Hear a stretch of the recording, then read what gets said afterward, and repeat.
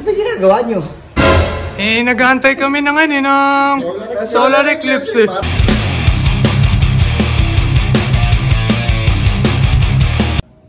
Pre, pabalita ko may solar eclipse daw ngayon eh. Bilad na tayo dito. Kaya mayan. Pero parating na daw yun, parating na. Sabi kasi naman pa, ano daw, bihira daw yung solar eclipse na yun eh. Wow! Ewan ko, baka 50 years yata. Ngayon doon, 4:30 pa lang, nakaupo na ako din eh. Kasi kung ano pa nga yung mga sinasabi mangyayari daw pagkatapos ng eclipse eh. Kaya abangan natin, baka makatsyempohan na natin. Magdidilim daw kasi talaga yung buong langit. Total eclipse.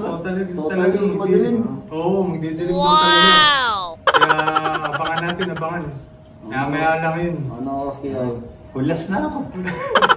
Siyempre kailangan natin makita yung paglubog talaga, yung pagdilim ng araw na ganyan eh. Pagtakip ng buwan, di ba? Para kailangan sa araw. Ngayon pa naman makakagkwento rin, tanda-tanda ko na eh. Wow! Ngayon pa lang makakakwento. Intro. Kaya yun, makakita natin yan. Antay-antay lang tayo.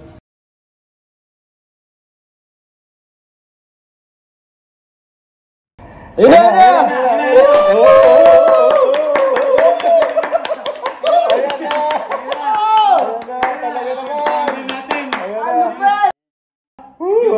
Dilim na oh! Dilim ako!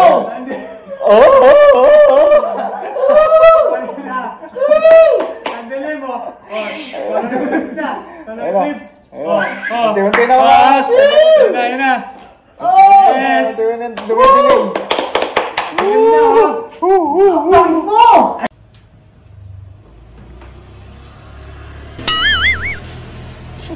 Ano ba ginagawa nyo? Nag-aantay kami ng solar eclipse eh.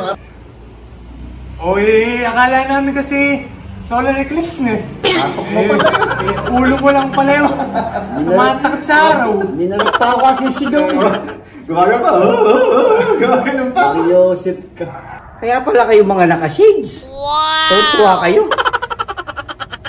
Kaya nga kami naka-shades eh. Dahil ngayon nga daw yung solar eclipse. Ngayon nga daw yung dating na solar eclipse eh. Palakpa ako ng palakpa kay batong mo pala. Sigaw pa kami ng sigaw. Ulo mo lang pala yung nakatakip eh. Ano lang yung eclipse eh. Doon ka na nga. Kaya pala kayo mga nagtatawanan at naghihiyawan dyan. Dumating na ba yung solar? Mukhang hindi na daw darating eh. Akala nga namin yung eclipse na yun eh. Kahapon na tayo.